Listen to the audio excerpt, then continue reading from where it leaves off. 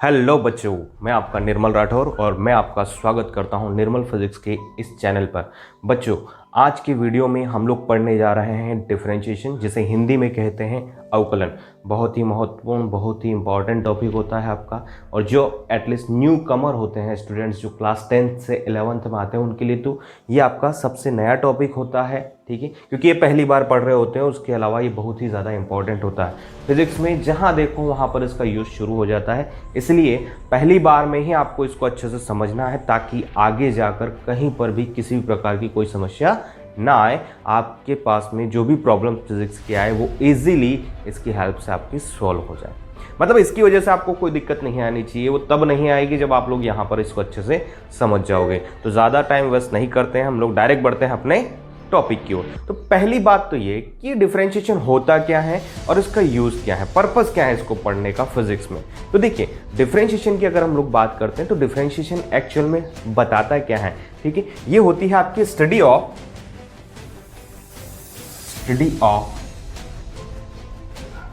Nature of a quantity with respect to other quantity, with respect to other quantity. कहने का मतलब यह है कि एक फिजिकल क्वांटिटी जो है वो दूसरी क्वांटिटी पर किस तरह से डिपेंड कर रही है। ठीक है ना, मतलब मान लीजिए y is equal to f x, एक कोई फंक्शन है हमारे पास में मैथमेटिक्स में। ठीक है ना, तो मतलब क्या है, y जो है वो x पे डिपेंड कर रहा है। ठीक है, यानी कि एक फिजिकल क्वांटिटी y है और दूसरी फिजिकल क्वांटिटी x है। ठीक है, तो y जो है वो x पे डिपेंड कर रहा है। तो x में वेरिएशन के साथ में, x में चेंजेस के साथ में y में किस तरह से वेरिएशन होगा, y में किस तरह से वेरिएशन होगा, मतलब y इंक्रीज रहेगा या डिक्रीज रहेगा, बढ़ेगा या घटेगा। ठीक है, या फिर कितनी क्वांटिटी में बढ़ेगा या कितनी क्वांटिटी में घटेगा, उसकी स्टडी ही आपका कौन बताता है, डिफरेंशिएशन बताता है। तो ये स्टडी हमारे लिए फिजिक्स में बहुत ज़्यादा ज़रूरी होती है। कई बार हमारे पास में ग्राफिकल क्वेश्चंस भी आते हैं। ठीक है, इसलिए हम यहाँ पर डिफरेंशिएशन को पढ़ते हैं। इसलिए हम लोग क्या करते हैं, डिफरेंशिएशन को यहाँ पर पढ़ते हैं। तो डिफरेंशिएशन को पढ़ने का पर्पस क्या है, उद्देश्य क्या है, मैं समझता हूँ वो आप लोगों को क्लियर है। क्योंकि डिफरेंशिएशन क्या बताता है, किसी भी एक क्वांटिटी की डिपेंडेंसी बताता है दूसरी फिजिकल क्वांटिटी पर। वो डिपेंडेंसी किस तरह से है, कितनी अमाउंट में है, उसी को रिप्रेजेंट कौन करता है, आपका डिफरेंशिएशन। और ये चीज़ें हमें फिजिक्स में समझना जरूरी होती है, इसलिए हम लोग डिफरेंशिएशन को फिजिक्स में पढ़ते हैं। अब देखिए, डिफरेंशिएशन को प्रॉपरली तरीके से या प्रॉपर तरीके से स्टार्ट करने से पहले हम लोग कुछ चीज़ें पढ़ते हैं। ठीक है ना, पहली बात हम लोग पढ़ते हैं एवरेज रेट ऑफ चेंज। देखते हैं क्या होता है एवरेज रेट ऑफ चेंज। किसी भी फिजिकल क्वांटिटी में एवरेज रेट ऑफ चेंज क्या होता है। ठीक है ना, तो मान के चलो कि हमारे पास में कोई एक फंक्शन है y is equal to f x. ठीक है ना, ये इसका y एक्सिस हो गया, ये इसका x एक्सिस हो गया, और y जो है वो एफ एक्स के इक्वल है। इसका हमने कर्व ड्रॉ किया, इसका हमने क्या किया, कर्व ड्रॉ किया। तो कर्व कुछ इस तरह से बना। एक इंटरवल ले लेते हैं हम लोग बच्चों, x1 से लेकर x2 तक। ठीक है ना, एक इंटरवल लिया हमने x1 से x2 तक, और इस इंटरवल की अगर हम लोग बात करते हैं तो यहां पर देखो, यहां पर हमारे पास में मिलेगा हमें y2 और यहां पर मिलेगा हमें y1। तो ये तो हो गया y1 और ये हो गया अपना y2। ठीक है ना, तो ये तो हो गया हमारे पास में x में चेंजेस, यानी कि डेल्टा x, और डेल्टा x क्या लिखेंगे बच्चों, x2 माइनस x1। यहां से यहां तक की लेंथ क्या होगी, x2 माइनस x1। तो घटा देंगे तो क्या बचेगा अपने पास में, डेल्टा x। उसी तरह से अगर हम लोग यहां पर बात करें तो ये जो लेंथ है ये किसके इक्वल होगी अपने पास में, डेल्टा y के इक्वल लेते हैं, और ये क्या होगी, y2 minus y1, y2 minus y1। ठीक है, तो एवरेज रेट ऑफ चेंज जो है किसी भी फिजिकल क्वांटिटी में, ठीक है, उसको हम लोग क्या लिखते हैं, change in y with respect to x in the interval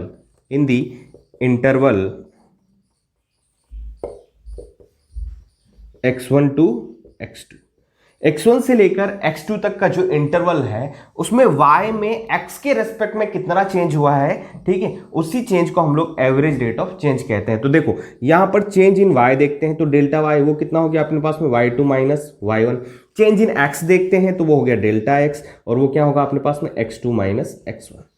ठीक है ना। तो रेट ऑफ चेंज अगर हमें निकालना है तो हमें लिखना पड़ेगा delta y divided by delta x, और इसको लिखेंगे हम लोग बच्चों y2 minus y1 divided by x2 minus x1। यही होता है एवरेज रेट ऑफ चेंज।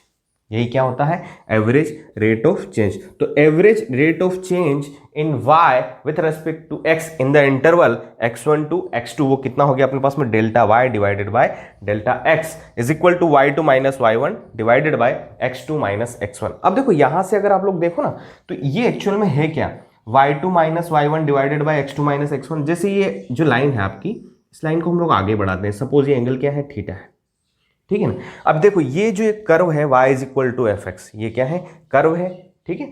इसका ग्राफ बना हुआ है ना y is equal to f x का। इस कर्व को दो बिंदुओं पर क्या कर रही है? आपकी लाइन काट रही है, तो ये इसकी इंटरसेक्टिंग लाइन हो गई। क्या हो गई? Intersecting line. और ये अगर थीटा एंगल है तो टेन थीटा अगर हम लोग निकालना चाहे ना, यहाँ पर टेन थीटा अगर निकालना चाहे तो वो भी क्या होगा आपके पास में? y2 minus y1 divided by x2 minus x1। नहीं आता समझ में तो देख लो, ये एंगल थीटा है तो ये एंगल यहाँ पर ये भी कितना होगा? थीटा।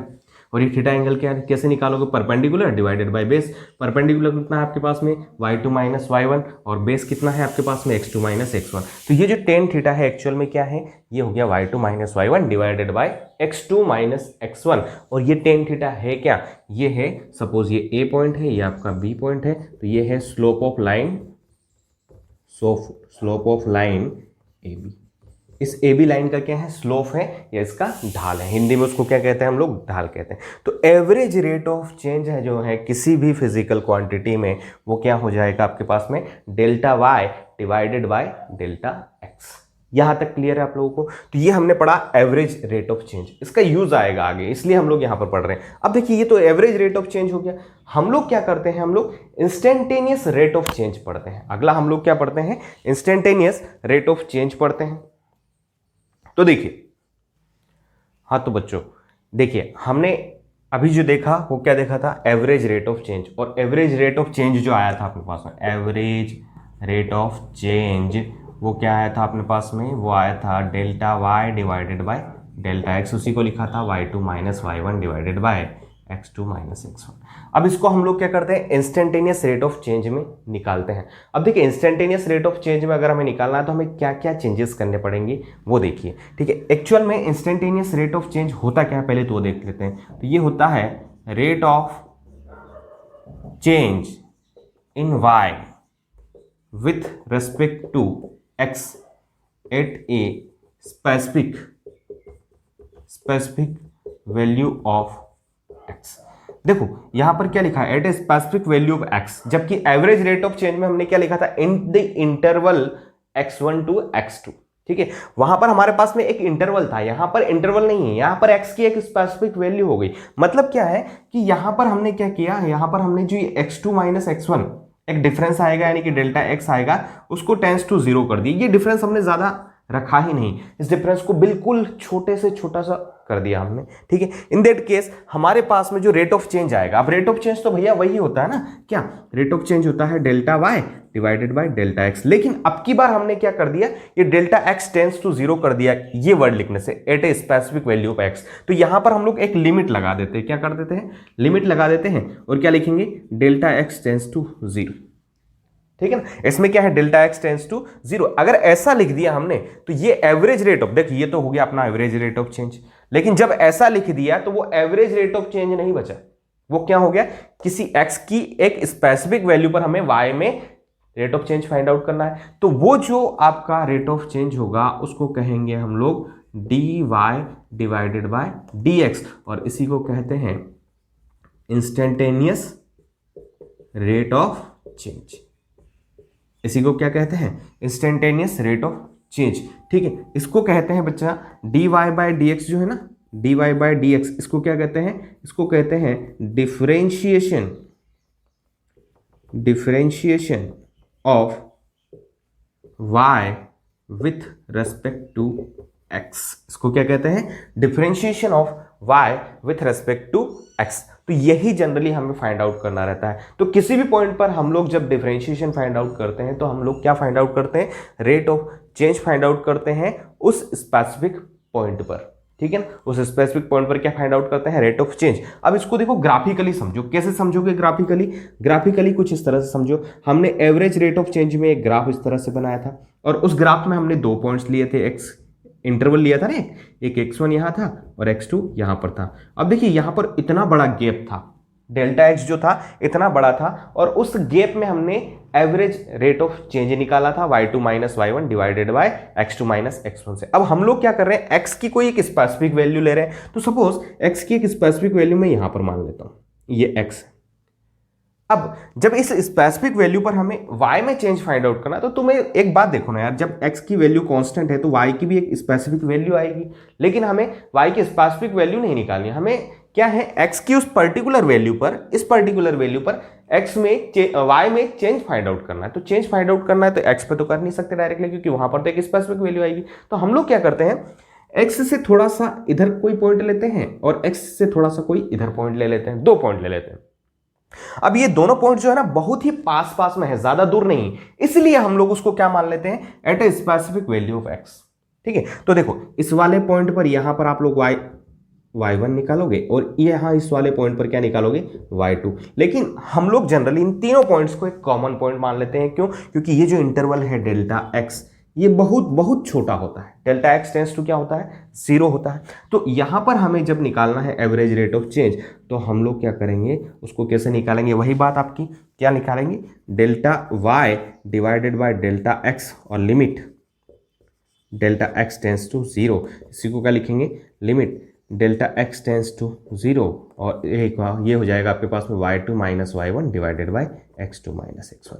इसी को लिखते हैं dy बाय dx। और ये y2 minus y1 divided by x2 minus x1, ठीक है, ये किसको रिप्रेजेंट करता था, ये यहाँ जो ये लाइन बनी हुई है जो इसको अब की बार टच करते हुए जा रही है। पहले क्या है, 2 बिंदुओं पर, 2 पॉइंट्स पर इंटरसेक्ट करते हुए जा रही थी, अब की बार केवल टच करते हुए जा रही है। तो ये एक्चुअल में किसको रिप्रेजेंट करता है, सपोज ये लाइन है आपके पास में AB, ठीक है ना, तो ये क्या होगा, स्लोप ऑफ टेंजेंट हो गई, अब की बार क्या हो गई आपकी, tangent drawn at point x, y, at point x, y।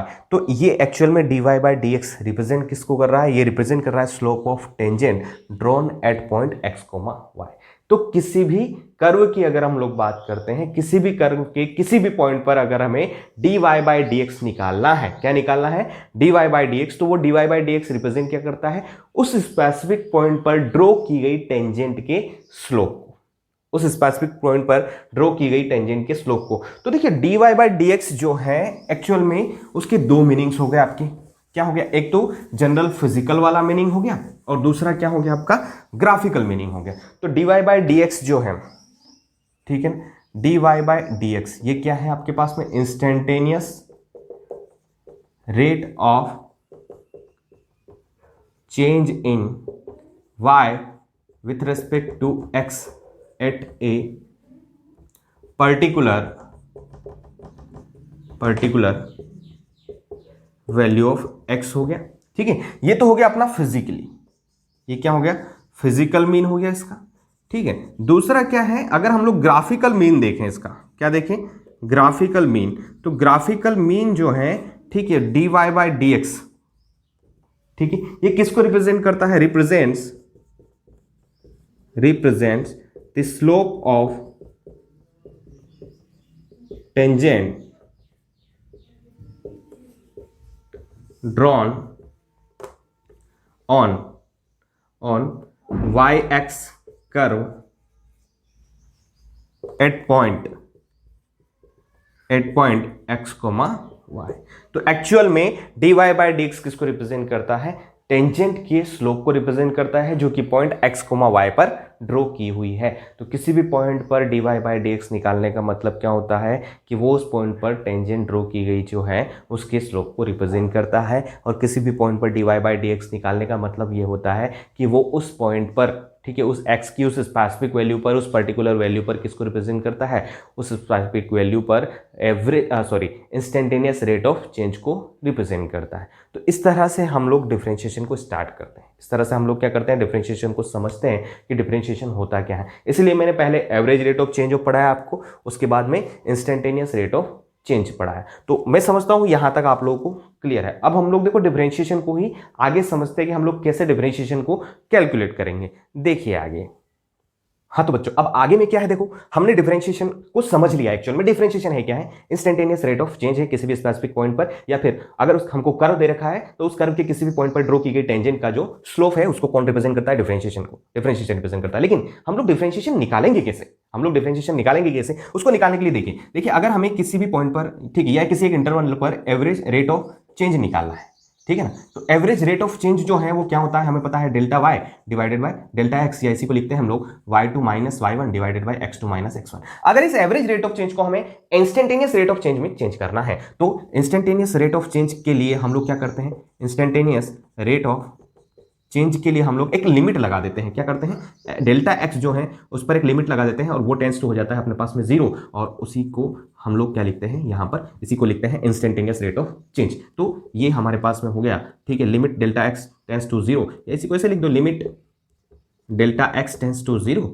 y2 minus y1 divided by x2 minus x1, ठीक है। तो ये हमारे पास में इंस्टेंटेनियस रेट ऑफ चेंज हो गया, और इसी को लिखते हैं हम लोग dy divided by dx, differentiation of y with respect to x, ऐसा कहते हैं इसको। अब देखो इसको कैसे समझेंगे, सपोज हमारे पास में एक फंक्शन है y is equal to f x, ठीक है ना, y is equal to f x कोई फंक्शन है, इसका ग्राफ हम लोग कुछ इस तरह से बनाते हैं, ये ग्राफ हमने बना दिया, ठीक है ना। तो यहाँ पर हम लोग एक वैल्यू ले लेते हैं x, ठीक है ना, और यहां पर एक x की अदर वैल्यू ले लेते हैं x प्लस डेल्टा एक्स, ठीक है ना। तो ये जो गैप होगा अपना वो क्या हो जाएगा, डेल्टा एक्स, ठीक है।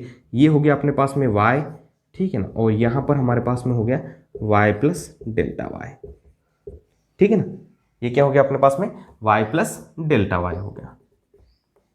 तो ये एक्चुअल में हो गया अपने पास में x2 y2, और ये हो गया अपने पास में x1 y1, ठीक है।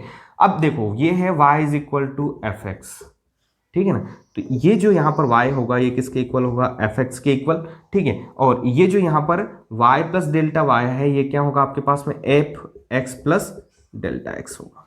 ये क्या होगा, f x plus delta x. मतलब इसमें आप लोगों को कोई समझने वाली बड़ी बात नहीं है, ये इजीली समझ में आता है जिसने थोड़ा बहुत 10th क्लास तक पढ़ा है कि ये फंक्शन है इसके इक्वल दे रखा तो उसको हम लोग ऐसे लिख सकते हैं।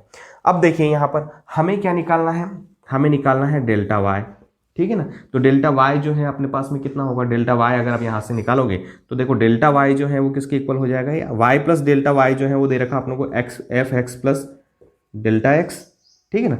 तो डेल्टा वाई जो है वो किसके इक्वल लिखेंगे, f x plus delta x minus y, और इसी को लिख सकते हैं हम लोग f x plus delta x minus f x, क्योंकि y की वैल्यू किसके इक्वल दे रखी है, एफ एक्स के इक्वल। तो ये हमारे पास में आगे बच्चे लोग क्या, डेल्टा y, और डेल्टा x हमें पता ही है, ठीक है। डेल्टा x क्या हो जाएगा आपके पास में, वो हो जाएगा आपके पास में, ठीक है। ये यहाँ पर x1 है और यहाँ पर x2 है, तो ये इसको लिख सकते हैं x2 माइनस x1। तो एक्चुअल में डेल्टा x ही रहेगा हमारे पास में, x plus delta x x2 हो गया, और माइनस x क्या हो गया आपके पास में, x1 हो गया। तो माइनस करेंगे तो डेल्टा x ही आ जाएगा। हमें क्या निकालना है, इंस्टेंटेनियस रेट ऑफ चेंज निकालना है, ठीक है, जिसको हमने बोला है dy बाय डी एक्स। तो dy बाय डी एक्स जो है किसी भी फंक्शन का वो क्या हो जाएगा, वो हो जाएगा limit delta x tends to 0 delta y divided by delta x. इसको लिखते हैं हम लोग एज इट इज, तो ये होगा डेल्टा एक्स टेंस टू 0,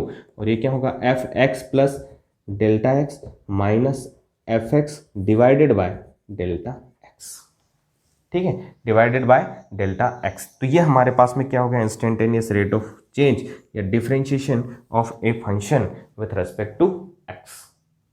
तो एक्चुअल में इंस्टेंटेनियस रेट ऑफ चेंज या फिर डिफरेंशिएशन ऑफ किसी भी फंक्शन का जो होता है आपका, वो होता है limit delta x tends to 0 f x plus delta x minus f x divided by delta x. अब देखिए यहाँ पर कई लोग डेल्टा एक्स की जगह एच भी कर देते हो, तो उस फॉर्म में भी हम लोग कन्वर्ट कर सकते हैं। तो जो स्पेसिफिक फॉर्मूला होता है डिफरेंशिएशन निकालने का, जब कुछ नहीं याद है तो ये याद होना चाहिए।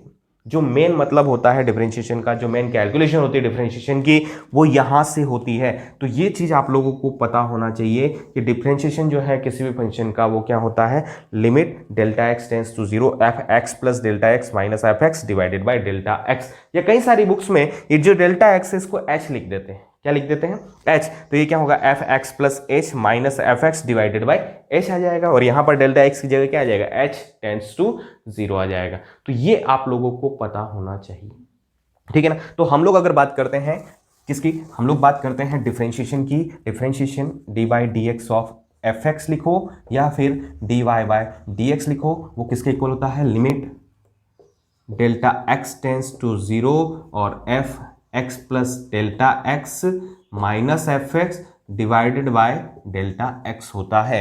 ये आपका स्पेसिफिक फॉर्मूला होता है डिफरेंशिएशन के कैलकुलेशन का, ये याद रखिएगा। अब देखिए इसी की हेल्प से हम लोग एक डिफरेंशिएशन निकाल लेते हैं, चलिए ठीक है, इसी की हेल्प से हम लोग डिफरेंशिएशन कैलकुलेट करके भी देख लेते हैं, ठीक है। बाकी फॉर्मुलाज तो हम लोगों को पढ़ना ही है, लेकिन हम लोग एक डिफरेंशिएशन यहाँ से निकाल ही लेते हैं। जैसे एग्जांपल के तौर पर हम लोग लेते हैं कि हमारे पास में y इज इक्वल टू क्या है, साइन एक्स है, y इज इक्वल टू क्या है, साइन एक्स, और हमें क्या करना है, इसका डिफरेंशिएशन निकालना है। तो हमें निकालना है, ठीक है, d y by d x, हमें क्या निकालना है, d y by d x. अब देखिए हम लोग मानते हैं y is equal to f x, क्योंकि जो आपका y है वो x का फंक्शन है एफ एक्स, और ये हो गया अपने पास में sine x.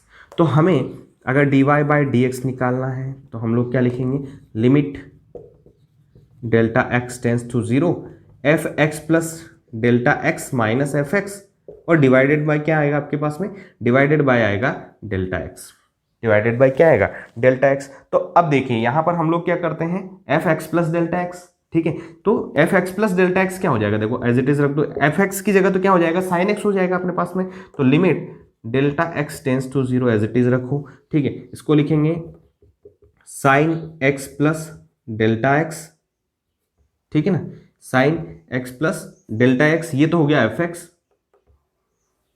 Minus sine x, ठीक है, ये तो हो गया f x plus delta x, और ये हमारे पास में हो गया f x divided by delta x, divided by delta x. आगे सोल्व करते हैं। तो अब देखो यहाँ पर ये क्या लिखा है एक्चुअल में, साइन ए प्लस बी, और ट्रिग्नोमेट्री बेसिक ट्रिग्नोमेट्री हमने पढ़ी है, साइन ए प्लस बी का फॉर्मूला क्या होता है, sine a cos b plus cos a sine b. B remember की यहाँ डेल्टा एक्स टेंस टू 0 है, ठीक है ना, बी रिमेंबर की डेल्टा एक्स टेंस टू 0 है। वहां पर हमने स्मॉल एंगल अप्रोक्सीमेशन भी पढ़ा था, उसका भी यूज करेंगे। यहाँ पर देखिए क्या लिखेंगे अब आगे, इसको लिखेंगे limit delta x tends to 0 as it is. अब देखिए बच्चों, sine x plus delta x को हम लोग साइन ए प्लस बी मानते हैं, और साइन ए प्लस बी का फॉर्मूला क्या होता है, sine a cos b plus cos a sine B. तो इसको क्या लिखेंगे, इसको लिखेंगे हम लोग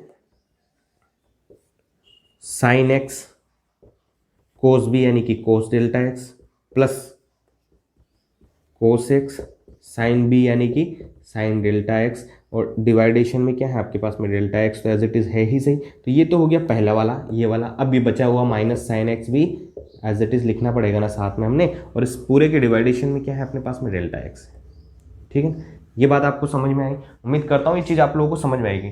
दूसरी बात, हमने एक चीज़ पढ़ा था स्मॉल एंगल अप्रोक्सीमेशन, तो उसमें हमने देखा था कि इफ एक्स टेंस टू 0 तो कोस एक्स की जो वैल्यू है वो किसके इक्वल होती है, 1, ठीक है ना, x टेंस टू 0 तो cos x की जो वैल्यू होती है वो क्या होती है आपके पास में, वो अप्रोक्सीमेटली 1 के इक्वल होती है। तो यहाँ पर हम लोग देखते हैं कि डेल्टा x जो है वो टेंस टू 0 है, तो cos डेल्टा x जो है वो भी कितना हो जाएगा, वो टेंस टू 1 हो जाएगा। तो देखिए स्मॉल एंगल अप्रोक्सीमेशन में इस cos डेल्टा x को हम लोग किसके इक्वल मान सकते हैं, 1 के इक्वल मान सकते हैं। तो इसको 1 के इक्वल रखते हैं हम लोग, इसको 1 के इक्वल रखेंगे।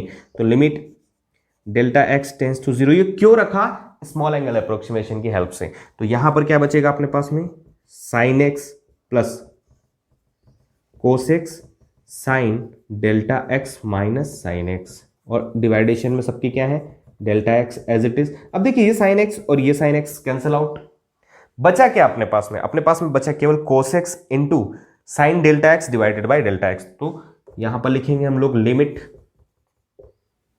डेल्टा एक्स टेंस टू 0, और यहां पर बचा cos x into sine delta x divided by delta x. जब आप लोग लिमिट थोड़ा बहुत पढ़ोगे ना तो आप लोगों को पता चलेगा कि ये कोस एक्स जो है इसको डेल्टा एक्स से कोई लेना देना नहीं है।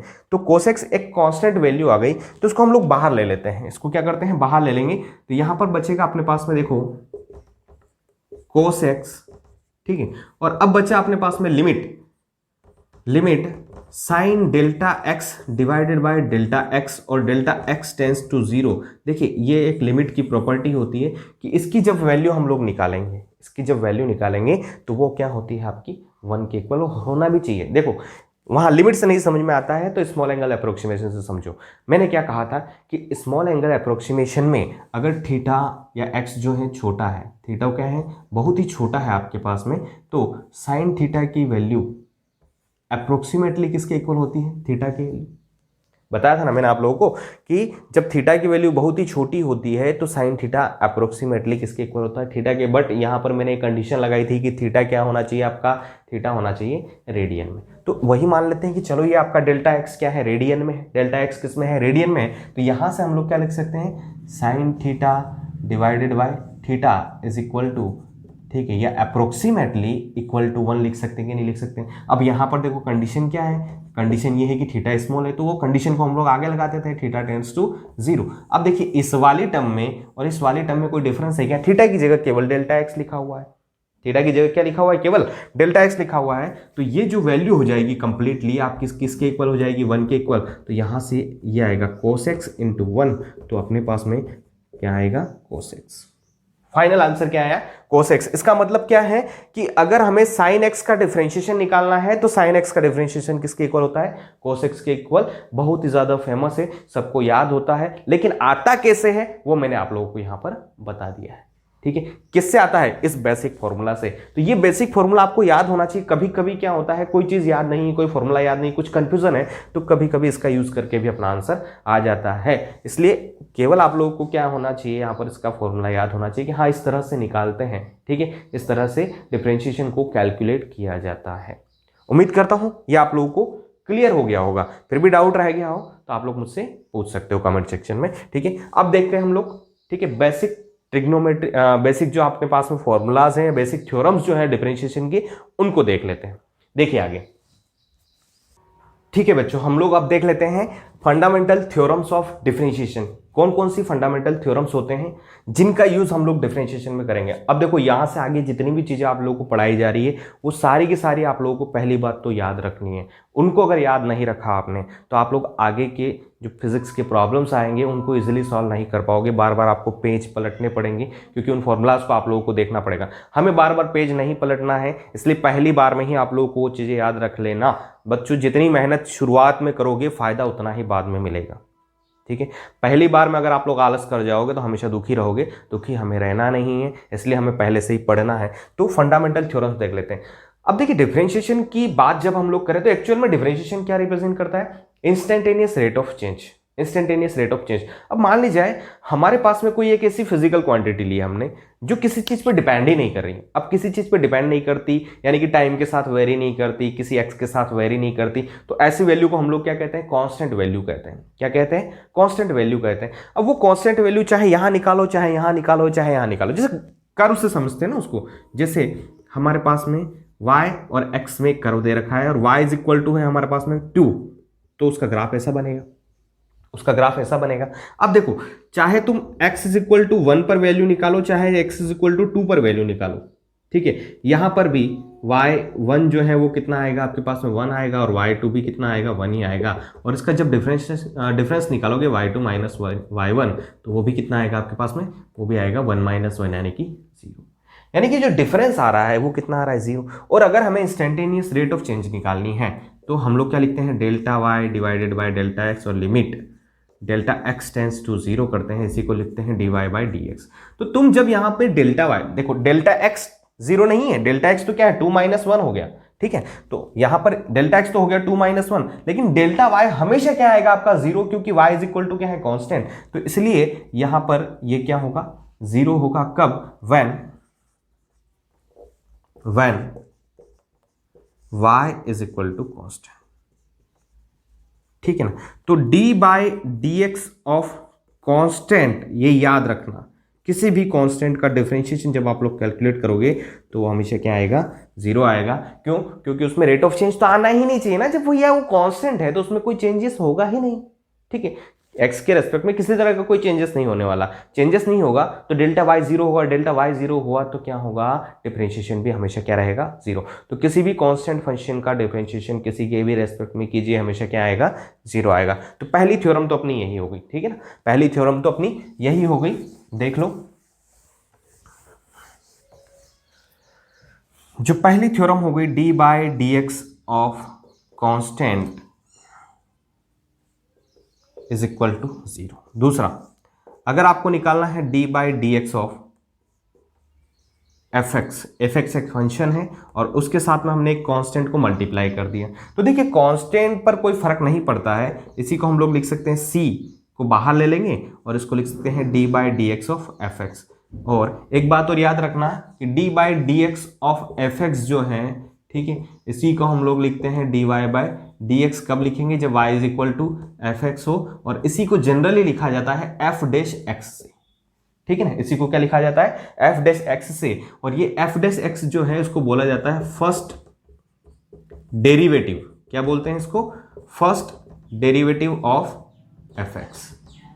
इसको क्या बोलते हैं? First derivative of f x, ठीक है। सेकेंड भी होता है, मतलब दोबारा से डिफरेंशिएशन करें तो उसको सेकेंड डेरिवेशन बोलते हैं। तो यहां पर एफ डैश आ गया है, वहां पर एफ डबल डैश आ जाता है आपके पास में, ठीक है ना। तो d by d x of c into f x, सी क्या है? कॉन्स्टेंट टर्म में, तो सी बाहर आ जाएगा। D by d x of f x, इसी को लिखेंगे c into f dash x. Clear है? तीसरा देख लो, d by d x of f x plus minus g x. अगर दो फंक्शन आपको दे रखे हैं और उनके बीच में प्लस या माइनस है, तो उनको अलग अलग हम लोग डिफरेंशिएट कर सकते हैं। यानी कि इसको हम लोग लिख सकते हैं d by d x of f x, ठीक है ना, plus minus d by d x of g x. Plus है तो प्लस और माइनस है तो माइनस, यानी कि इसी को लिखा जा सकता है f dash x plus minus g dash x. ये आप लोग याद रखिएगा तीसरी थ्योरम। यानी कि दो फंक्शंस जब आप लोगों को एडिशन या सब्सट्रैक्शन की फॉर्म में दे रखे हैं तो दोनों को अलग अलग करके डिफरेंशिएट किया जा सकता है। नेक्स्ट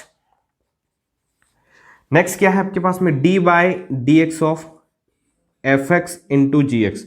जब दो फंक्शन जो है वो मल्टीप्लीकेशन की फॉर्म में दे रखा है, ठीक है, तो इसको बोलते हैं प्रोडक्ट रूल। उसमें क्या है, उसको हम लोग डिफरेंशिएट इस तरह से करते हैं, या इसका फॉर्मूला याद रखने का तरीका क्या है? जब दो फंक्शन दे रखे हैं तो पहला फंक्शन दूसरे का डिफरेंशिएशन प्लस दूसरा फंक्शन पहले का डिफरेंशिएशन, ठीक है ना।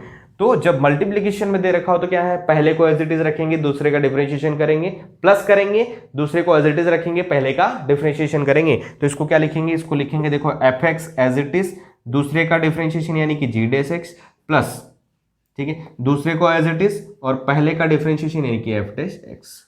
तो ये होता है अपना प्रोडक्ट रूल। इसको क्या बोलते हैं? प्रोडक्ट रूल बोलते हैं डिफरेंशिएशन में। ये आप लोग याद रखिएगा, बहुत ज्यादा यूज में आता है। उसके बाद में अगला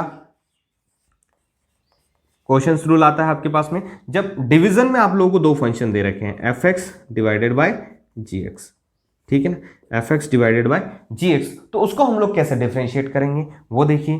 तो उसमें क्या है, जो डिनोमिनेटर में फंक्शन लिखा है उसको पहले लिखेंगे, तो जी एक्स डिनोमिनेटर में लिखा है उसको पहले लिखा, और पहले फंक्शन का डिफरेंशिएशन करेंगे, तो ये होगा D by d x of f x. फिर यहां पर प्लस था ना, तो डिफरेंशिएशन के लिए माइनस लगा देते हैं। डिफरेंशिएशन वाले में क्या करते हैं? माइनस लगा देते हैं। अब देखो, नीचे वाला फंक्शन पहले लिखा और ऊपर वाले का हमने क्या किया? डिफरेंशिएशन। तो अब क्या करते हैं? ऊपर वाला फंक्शन एज इट इज लिखेंगे और जो डिनोमिनेटर वाला फंक्शन है उसका क्या करेंगे? डिफरेंशिएशन। और इस पूरे के डिवीजन में जो डिफरेंशिएशन में आपका जो डिवीजन में फंक्शन लिखा है उसका क्या कर देते हैं? स्क्वायर कर देते हैं, जी एक्स, और इसका क्या हो जाएगा आपके पास में?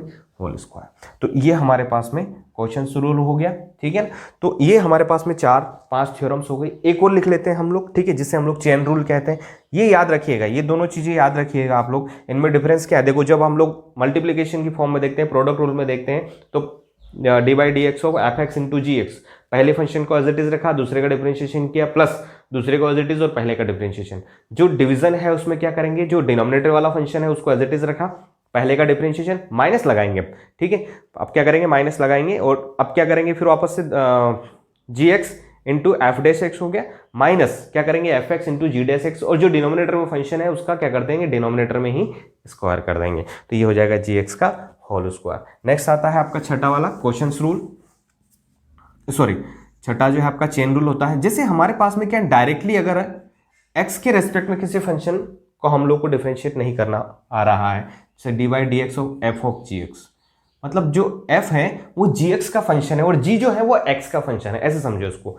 f जो है वो gx पे डिपेंड कर रहा है और g जो है वो x पे डिपेंड कर रहा है, मतलब एक दूसरे पर डिपेंड करते जा रहे हैं। तो इन दैट केस जब हम लोग ऐसे फंक्शन का डिफरेंशिएशन करेंगे तो उसको लिखेंगे d by d of gx और यहाँ पर लिखेंगे f ऑफ gx और इनटू में आ जाएगा आपके पास में d by d x of g x. मतलब क्या है, देखो यार, ये d बाई जी एक्स जो है d बाई जी एक्स दोनों तरफ मल्टीप्लाई कर दिया। ये टर्म तो आपकी न्यूमरेटर वाली एज इट इज लिखी थी, dx भी एज इट इज लिखा था, dx को यहाँ लिख दिया, dgx को यहाँ लिख दिया, dgx। तो ये देखो, ये क्वांटिटी और ये क्वांटिटी जब एक जैसी होती है तो डायरेक्ट हम लोग डिफ्रेंशिएट कर सकते हैं। तो इसको लिखा जाएगा f डैश जी एक्स, ठीक है ना, और ये क्या हो जाएगा आपके पास में, ये जी डैश एक्स। ये x के रेस्पेक्ट में डिफरेंशिएशन हो गया, ये जी एक्स के रेस्पेक्ट में क्या हो गया आपका डिफरेंशिएशन हो गया। इसको समझ लेना आप लोग अच्छी तरह से, इसको याद कर लेना। जब हम लोग प्रॉब्लम सोल्व करेंगे ना तब आप लोगों को इजीली समझ में आ जाएगा कि एक्चुअल में लिखा क्या है, ठीक है। अभी आप लोग याद रखो कि जब हमारे पास में d by d x of f of g x लिखा है तो उसको लिखेंगे एफ डैश जी एक्स और अंदर जो भी फंक्शन लिखा है उसका फिर से क्या कर देंगे, डिफरेंशिएशन कर देंगे। अंदर जो भी फंक्शन लिखा हो उसका एक्स के रेस्पेक्ट में क्या कर देंगे, डिफरेंशिएशन कर देंगे। जब हम लोग प्रॉब्लम सोल्व करेंगे तो ये कॉन्सेप्ट आपको बहुत अच्छी तरह से क्लियर हो जाएगा और उसको याद रखना बच्चों, ठीक है। बच्चे यही कंफ्यूज हो जाते हैं, बोले सर ऐसा कैसे करेंगे, अब हम ऐसा हम लोग कैसे करेंगे, तो ये आप लोगों को याद रखना अच्छी तरह से। अब देखिए हम लोग कुछ इंपॉर्टेंट फॉर्मूलाज देख लेते हैं डिफरेंशिएशन की, ठीक है। वो सारे फॉर्मूलाज और ये सारी थ्योरम्स आप लोगों को याद होना चाहिए, ठीक है। देखिए थ्योरम्स तो हमने पढ़ ली है, अब हम लोग देखते हैं इंपॉर्टेंट फॉर्मूलाज। ये फॉर्मूलाज सारे के सारे आप लोगों को याद होने चाहिए, मुंह जबानी बार बार नहीं कहूंगा, याद होंगे तभी जाके आप यूज कर पाओगे, ठीक है। तभी जाके आप लोग जो प्रॉब्लम्स है बहुत शॉर्ट टाइम में क्लियर कर पाओगे। तो देखिए पहला जो है वो आप लोगों ने पढ़ाई है कि कांस्टेंट टर्म का जो डिफरेंशिएशन होता है वो क्या होता है, जीरो। दूसरा देख लेते हैं d by d x of x to the power n, ये होता है इसका डिफरेंशिएशन, एक्स एन आगे आ जाएगा पावर आपकी और जो भी पावर बची है उसमें से एक पावर क्या हो जाएगी आपकी, सब्सट्रैक्ट हो जाएगी। Next d by d x of e to the power x, ये e to the power x ही होता है। Next d by d x of, अगर a to the power x लिखा है तो इसको a to the power x into l n a लिखते हैं, ठीक है। एल एन ए का मतलब क्या है, इसका बेस जो है वो ई है, ठीक है। Next d by d x of l n x, ठीक है। D by d x of l n x जो होता है ये वन बाई एक्स के इक्वल होता है। और भी देख लो आगे, d by d x of log to the base a और x, ऐसा लिखते हैं। तो देखो इसको हम लोग क्या लिख सकते हैं, अगर इसको हम लोग लिखना चाहें ना तो यहां पर इसको लिख सकते हैं d by d x of l n x divided by l n a. बोले सर कैसे लिखा, बोले सर कैसे लिखा हम लोग, ठीक है। तो हमने लॉगरिथम में फॉर्मूला पढ़ा था, इसका कौन सा फॉर्मूला पढ़ा था कि log a to the base b, इसको लिख सकते हैं log a to the base c divided by log b to the base c। यहाँ दोनों में कॉमन अगर हमने बेस कर दिया तो इनको डिफरेंशिएशन की फॉर्म में लिख सकते हैं। तो देखो इसका भी बेस क्या हो गया e और इसका भी बेस क्या हो गया e, इस तरह से हमने इसको लिख दिया। अब देखो ये तो हो गया constant term, l n a जो है वो क्या हो जाएगा, कांस्टेंट हो जाएगा क्योंकि ये यहाँ पर कुछ ना कुछ वैल्यू दे रखी है आपको, तो ये कांस्टेंट हो जाएगा तो ये बाहर आ जाएगा। और जब ये बाहर आएगा तो इसको हम लोग क्या लिखेंगे, one upon l n a और d by d x of l n x. और d by d x of l n x अभी निकाला हमने, क्या होता है वन अपॉन एक्स होता है, तो ये हो जाएगा one upon x into l n a. ये याद रखिएगा आप लोग, ठीक है। ये फॉर्मूला है लेकिन इसको समझाने के लिए मैंने आपको इतना सब कुछ बता दिया। तो छठा जो है d by d x of log x to the base a अगर लिखा हो तो एल एन ए जो है वो डिनोमिनेटर में आ जाएगा और वन बाई एक्स आपका एज इट इज आ जाएगा। सातवां देख लेते हैं d by d x of sine x, अभी कैलकुलेट किया था भैया हमारे पास में कितना आता है कॉस एक्स। आठवां देख लो d by d x of cos x, देखिए ये सारे के सारे उसी फॉर्मूले से कैलकुलेट किए जाते हैं, उसी फॉर्मूले से कैलकुलेट किए जाते हैं या निकाले जाते हैं। अब इतना समय हमारे पास में है नहीं कि हम लोग हर चीज़ को निकालने जाए, ठीक है। तो ये हो जाता है आपके पास में माइनस साइन एक्स, ठीक है। नौवा d by d x of tan x, वो हो जाता है सेक स्क्वायर एक्स। आगे देख लो 10वां d by d x of cosec x, ठीक है ना। कोसेक एक्स जो होता है वो हो जाता है आपके पास में minus cosec x into cot x, ठीक है। 11वां d by d x of sec x, तो ये हो जाता है sec x into tan x. 12वां d by d x of, एक क्या बचा है लास्ट में, कोट एक्स, तो ये हो जाएगा माइनस कोसेक स्क्वायर एक्स। अब एक बात और समझो, इसमें कहाँ प्लस आ रहा है कहाँ पर माइनस आ रहा है, ट्रिग्नोमेट्रिक वाले में, वो ध्यान रखना। एक बार में साइन एक्स में अगर प्लस आ गया है, ठीक है ना, तो कोसेक एक्स में 100% क्या आएगा, माइनस साइन आएगा। देखो यहाँ पर देखो, अगर हम लोग D by d x of sine x निकालते हैं तो क्या आता है, कोस एक्स। अब याद, ये तो याद ही रखना पड़ेगा ना, साइन एक्स का कोसेक्स होता है और कोसेक्स का कोसेक एक्स का जो है cosec x into cot x होता है। लेकिन माइनस साइन आएगा कि नहीं आएगा, उसको कैसे याद रखेंगे, उसको याद रखने का तरीका क्या है कि अगर यहाँ पर प्लस आ गया तो यहाँ 100% माइनस आएगा। अब देखो इसमें क्या है, यहाँ पर माइनस आ गया तो यहाँ प्लस आ गया, इसमें क्या है, यहाँ पर प्लस आ गया तो यहाँ पर माइनस आ गया। ये चीजें आप लोगों को याद रखनी है, बार मतलब समझने के लिए है, याद रखने के लिए आइडिया होना चाहिए कि कहाँ प्लस आ रहा है कहाँ पर माइनस आ रहा है, कैसे याद रखेंगे। उसको याद रखने का तरीका ये है कि दोनों में एक्चुअल में साइन एक्स का इनवर्स कोसेक एक्स होता है, कोस एक्स का सेक एक्स होता है, टेन एक्स का कोट एक्स होता है। इसमें अगर प्लस आ गया तो इसमें 100% माइनस आएगा, इसमें माइनस आ गया तो यहाँ पर 100% प्लस आएगा, यहाँ पर प्लस आ गया तो यहाँ 100% माइनस आएगा। ये याद रखना। बाकी ये जो डिफरेंशिएशन है ये तो आप लोगों को याद रखना ही है। क्लियर है, ठीक है। तो यहाँ तक मैं समझता हूँ आप लोगों को सारी चीजें क्लियर हो गई है, ठीक है। तो ये आपके बेसिक फॉर्मूला है, इंपॉर्टेंट फॉर्मूला है, जिनका सबसे ज्यादा यूज जो है वो होता है।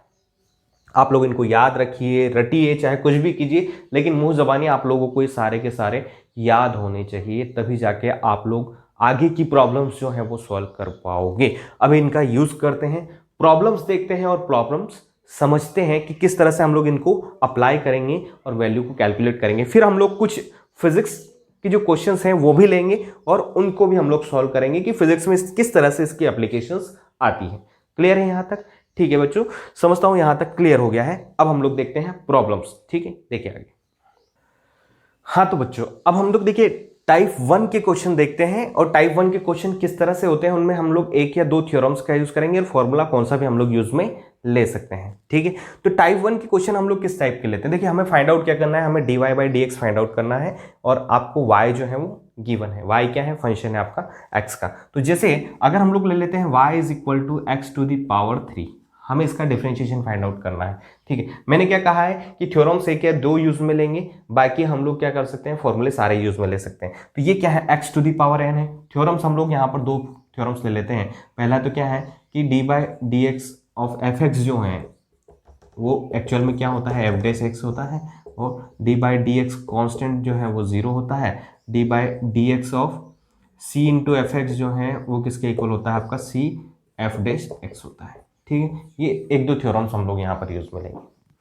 तो यहाँ पर अगर हमें d y by d x निकालना है तो इसको लिखेंगे d by d x of x to the power 3। ये क्या है, x to the power n हो गया, ठीक है। X to the power n का डिफरेंशिएशन क्या होता है, पावर आ जाती है आगे, और जो पावर होती है वो क्या हो जाती है, उसमें से एक पावर माइनस हो जाती है, तो ये हो जाएगा 3 into x to the power 2। तो ये हमारे पास में हो गया d y by d x पहला। और भी एग्जाम्पल्स देख लेते हैं।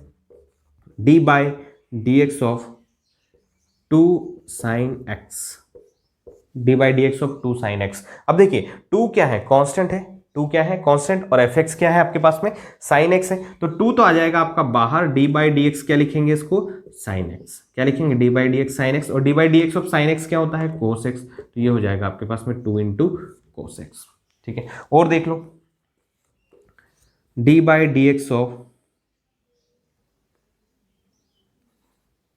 2 ln x, 2 into ln x। तो देखिए 2 एज इट इज, तो इसको लिखेंगे d by d x of ln x, और d by d x of ln x क्या होता है आपके पास में, 1 अपॉन एक्स होता है। तो 2 इंटू 1 अपॉन एक्स, ये हो जाएगा आपके पास में 2 डिवाइडेड बाई एक्स।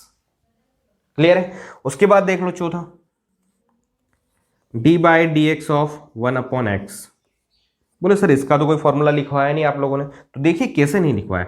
इसको लिखेंगे d by d x, 1 upon x को क्या लिख सकते हैं, एक्स टू दी पावर -1, क्या लिख सकते हैं, एक्स टू दी पावर -1, और x to the power n का फॉर्मूला हमें पता है, तो जो पावर है वो आगे आ जाती है, और जो ऊपर की पावर है उसी में एक और पावर क्या हो जाती है, माइनस हो जाती है। तो ये हो जाएगा आपके पास -1 into x to the power -2, इसी को लिख सकते हैं -1 अपॉन एक्स स्क्वायर, ठीक है। इसी को क्या लिख सकते हैं, -1/x²। तो ये आपके टाइप फर्स्ट के क्वेश्चंस हैं जिसमें हमने एक या दो थ्योरम्स का यूज लिया है। यहां तक समझता हूं क्लियर हो गया होगा आपको कि इन थ्योरम्स का यूज कैसे करते हैं। फॉर्मूला आप लोगों को सारे याद होने चाहिए, जरूरी नहीं कि मैं यहीं पर दूं, यही चीजें आप लोगों को दूं। जैसे मैं दे सकता हूं d/dx of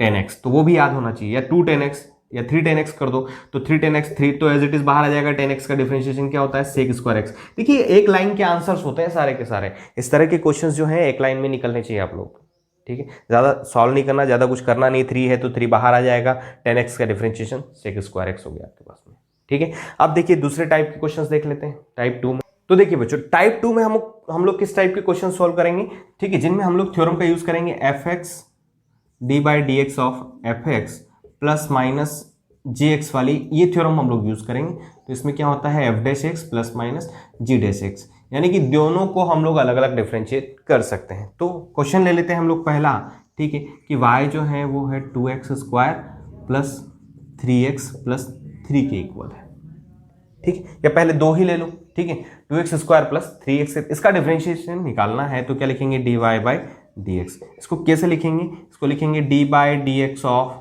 2x² plus 3x।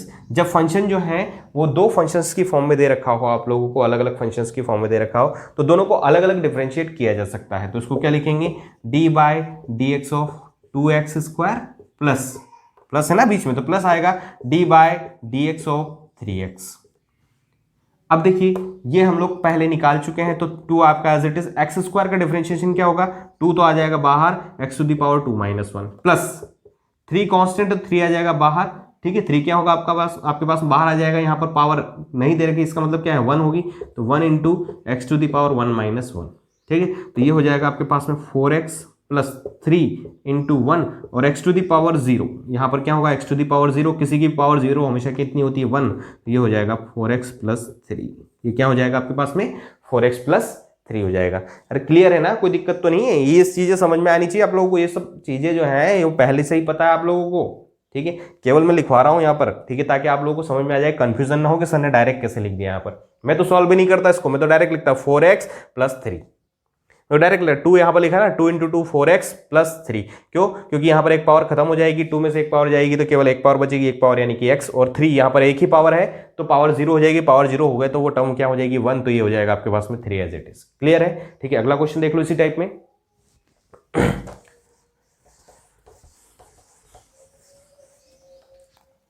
Next दे रखा आपको जैसे sin x plus 2⁻x plus 3, ऐसा लिखा है। इसका डिफरेंशिएशन करते हैं तो क्या लिखेंगे, सबको अलग अलग डिफरेंशिएट कर देते हैं ना, d/dx ऑफ sin x, बार बार नहीं कहूंगा, इस वाली थ्योरम का यूज करेंगे, plus d/dx of 2⁻x plus d/dx of 3। तो d/dx ऑफ sin x क्या होता है बच्चों, cos x के इक्वल, d/dx ऑफ 2⁻x यानी कि a⁻x का फॉर्मूला क्या होता है, a⁻x इंटू ln a, तो इसको लिखेंगे ln 2 इंटू 2⁻x प्लस, ये क्या है, ये कांस्टेंट है, 3 क्या है आपका कांस्टेंट है, किसी पर भी डिपेंड नहीं कर रहा है, कांस्टेंट है, तो उसका डिफरेंशिएशन क्या आ जाता है 0, तो ये हो जाएगा cos x plus ln 2 into 2⁻x। ये अपना आंसर हो गया। क्लियर है, और भी देख लो अगला,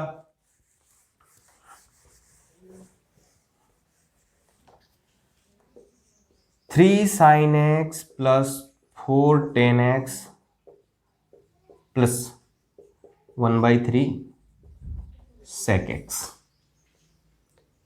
ठीक है, माइनस लगा देते हैं, यहाँ पर माइनस कर लेते हैं। तो देखिए इसका डिफरेंशिएशन हमें निकालना है। इसका डिफरेंशिएशन निकालने के लिए वापस से वही बात कि जब प्लस माइनस में हमें कुछ दे रखा हो तो सबको अलग अलग डिफरेंशिएट कर देते हैं। तो इसको लिखेंगे 3 बाहर आ जाएगा, क्या लिखेंगे d/dx of sin x। Similarly 4 constant है तो 4 बाहर आ जाएगा, क्या लिखेंगे d/dx ऑफ tan x। अरे ये समझ में आना चाहिए, माइनस माइनस है तो माइनस, 1/3 एक कांस्टेंट टर्म है तो इसको बाहर लिखा d/dx ऑफ sec x। अब d/dx ऑफ sin x क्या होता है, cos x के equal, plus d/dx of tan x किसके इक्वल होता है, sec² x के equal, minus d/dx of sec x क्या होता है, d/dx ऑफ sec x होता है आपके पास में sec x into tan x, ठीक है। तो ये हो जाएगा 3 cos x plus 4 sec square x minus sec x into 10x और इसके डिवीजन में क्या आ जाएगा आपके पास में 3 आ जाएगा। क्लियर हुआ यहाँ तक? ठीक है, तो ये अपने टाइप 2 के क्वेश्चन है जो कि हमें समझ में आ गए हैं। अब हम लोग अगली थ्योरम का यूज करते हैं और अगला टाइप देखते हैं। तो देखिए उसमें टाइप 3 और जो अगली थ्योरम हम लोग यूज में लेंगे वो होगी अपने पास में d by d x of f x into g x, multiplication वाली। F x into g x यानी कि प्रोडक्ट रूल हम लोग यूज में ले रहे हैं। तो क्या होता है, पहला फंक्शन दूसरे का डिफरेंशिएशन प्लस दूसरा फंक्शन और पहले का क्या होता है आपका डिफरेंशिएशन। ये आप लोगों को याद रखना है। ठीक है, तो देख लो इसमें जैसे एग्जांपल के तौर पर हम लोग लेते हैं y is equal to 2x, वो सब छोड़ो, चलो हम लोग लेते हैं y is equal to x square. बोले सर ये तो एक ही फंक्शन लिखा है और इसका डिफरेंशिएशन तुम्हें पता भी है कितना होता है, 2x होता है। तो इसी को क्यों ना इस फॉर्मूले की हेल्प में ब्रेक करके निकाले हम लोग। तो देखो एक्स स्क्वायर को मैं क्या लिख सकता हूं, x इंटू एक्स लिख सकता हूं। तो इसको मान लेते हैं fx और इसको मान लेते हैं gx। क्लियर है ना? अरे ये चीजें हमें पता है इसलिए मैं यहां पर सॉल्व कर रहा हूं, हालांकि जरूरत नहीं है, लेकिन समझो तो सही आंसर वैसा आता है कि नहीं आता। देखिए तो यहां पर क्या होगा, ये तो हो गया fx, ये gx हो गया। तो पहला फंक्शन यानी कि x एज इट इज आ जाएगा, gx का डिफरेंशिएशन तो d by d x of gx क्या है, वो भी x है आपके पास में, x का डिफरेंशिएशन प्लस दूसरा फंक्शन क्या है, वो भी x है और पहले का डिफरेंशिएशन यानी कि x का डिफरेंशिएशन। ठीक है, तो x का डिफरेंशिएशन कितना होता है, 1 होता है। तो ये तो है x और ये भी क्या हो गया x और x और x कितना हो गया 2x। और यहां से भी डायरेक्ट डिफरेंशिएशन भी करोगे आप लोग तो कितना आएगा 2x। बोलो आंसर आया कि नहीं आया आपका? क्लियर है ना? मतलब यहां से भी वही आंसर, यहां से भी वही आंसर आना भी चाहिए भैया। एक ही चीज है, उसका डिफरेंशिएशन कैलकुलेट करें चाहे 100 तरीकों से कैलकुलेट करो, आंसर हमेशा क्या आना चाहिए, सेम आना चाहिए। अगला क्वेश्चन देख लो, जैसे y is equal to x square into sine x. अब भैया इसका कैसे कैलकुलेट करें, यहां पर यूज आएगा आपका इस वाले फॉर्मूले का। तो देखिए इसको मान लेते हैं क्या fx और इसको मान लेते हैं gx। किसी को भी आप gx मान सकते हो, किसी को भी fx मान सकते हो, जरूरी नहीं कि जो मैंने माना है वही मानो। तो क्या होगा भैया, पहला फंक्शन दूसरे का डिफरेंशिएशन प्लस दूसरा फंक्शन पहले का डिफरेंशिएशन। तो पहला फंक्शन तो क्या है एक्स स्क्वायर, दूसरे का डिफरेंशिएशन यानी कि साइन एक्स का डिफरेंशिएशन क्या हो जाएगा कोस एक्स, प्लस दूसरा फंक्शन यानी कि साइन एक्स और पहले वाले का डिफरेंशिएशन यानी कि एक्स स्क्वायर का डिफरेंशिएशन क्या होता है, अभी दिखा था 2x होता है। ठीक है, तो यही क्या होगा अपना आंसर होगा। तो क्या लिखेंगे, x square cos x plus 2x sine x, ये अपना आंसर हो गया। अरे क्लियर है ना आप लोगों को? क्लियर होना भी चाहिए, कोई दिक्कत है तो पूछ सकते हो आप लोग। ठीक है, ये कैसे लिखा है शॉर्ट में, और भी शॉर्ट में लिखा जा सकता है, इतना सब कुछ करने की जरूरत नहीं है हमको। ठीक है, तो ये आप लोगों के क्लियर होगा मैं समझता हूं। अब देखिए आगे एक आध प्रॉब्लम और देख लेते हैं।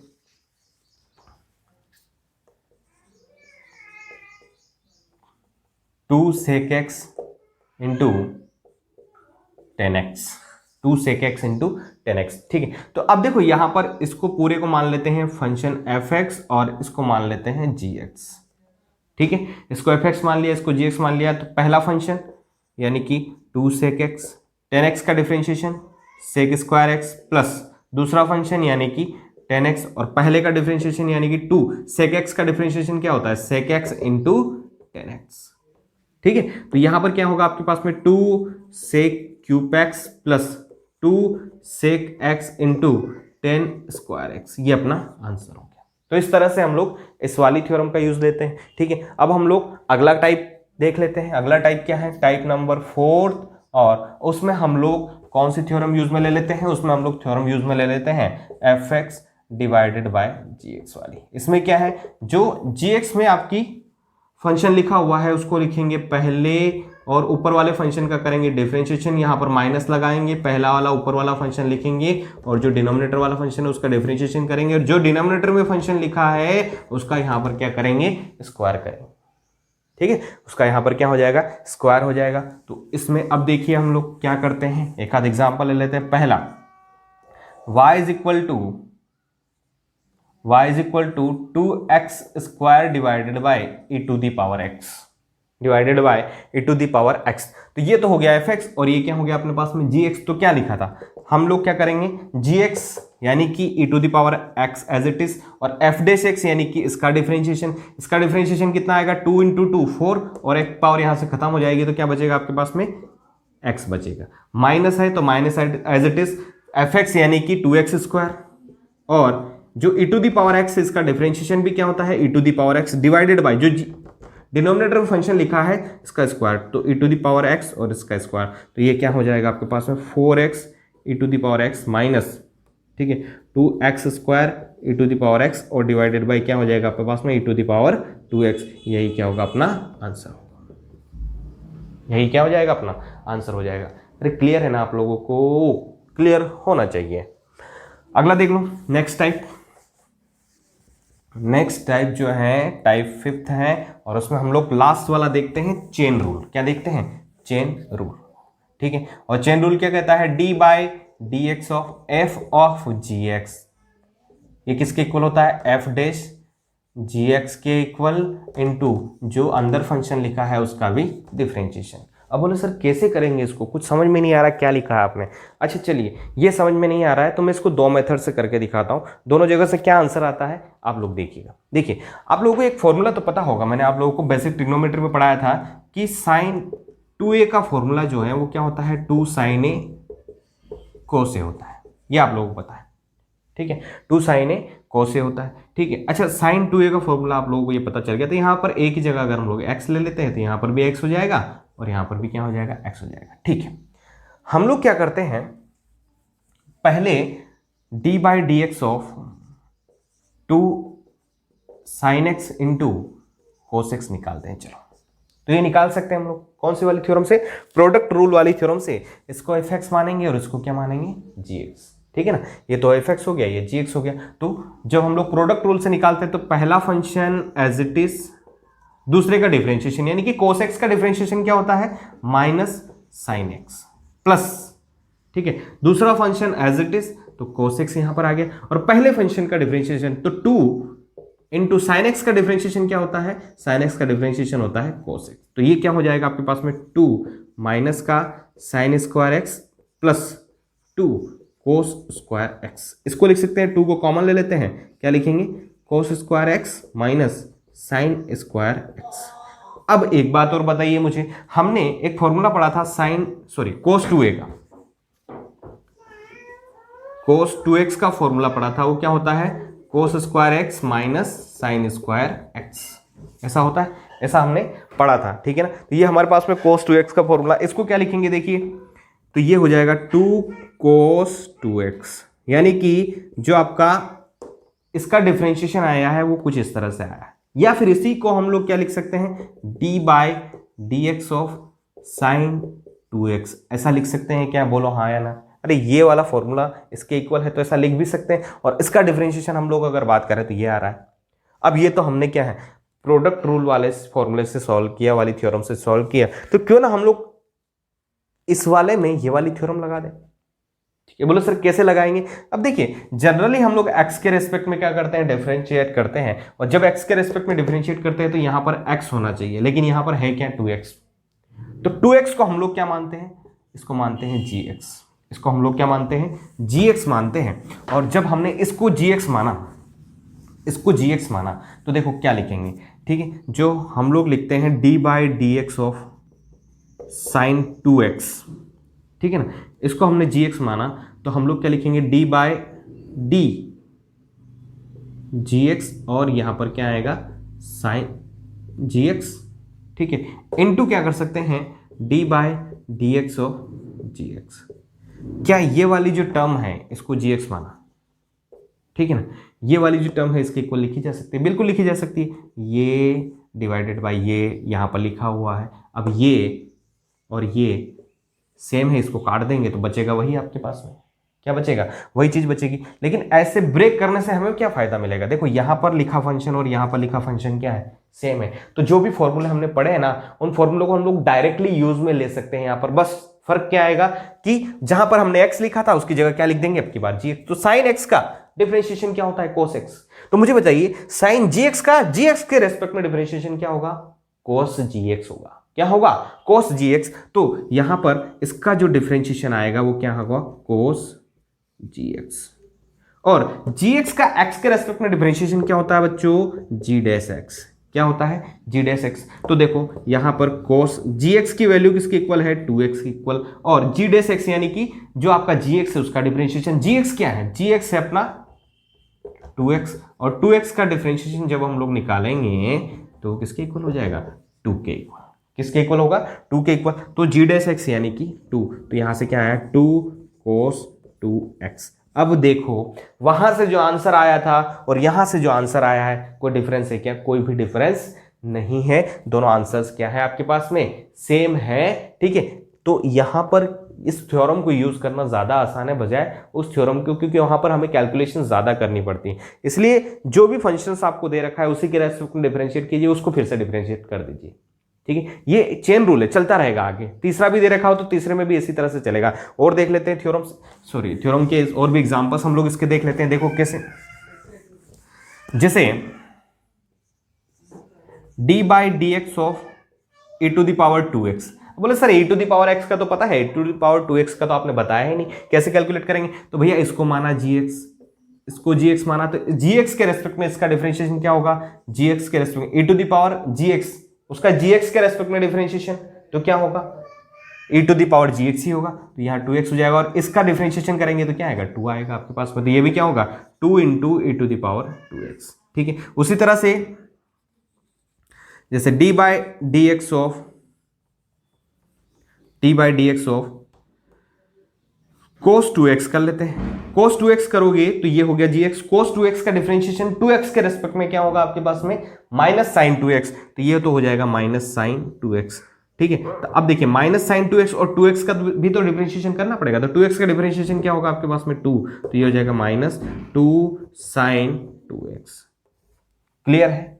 तो उम्मीद करता हूं यहां तक सारी चीजें आप लोगों को क्लियर होगी, कोई भी प्रॉब्लम्स नहीं आ रही होगी, और डिफरेंशिएशन आप लोगों को समझ में आ रहा होगा। ये सारी चीजें आप लोग याद रखना, और भी प्रॉब्लम्स हम लोग सॉल्व करेंगे, ठीक है, जो कि फिजिक्स टाइप की ही होगी आपकी, क्योंकि उन प्रॉब्लम्स को समझना जरूरी है। हमें यह समझना जरूरी है कि फिजिक्स में इसकी एप्लीकेशंस किस तरह से होती है। तो बेसिक चीजें थी जो हमने समझी थी किसके लिए, ठीक है, डिफरेंशिएशन को जनरली समझने के लिए हमने ये प्रॉब्लम सॉल्व करी थी। और भी प्रॉब्लम्स हम लोग अगले वीडियो में देखेंगे। आज के लिए इतना ही।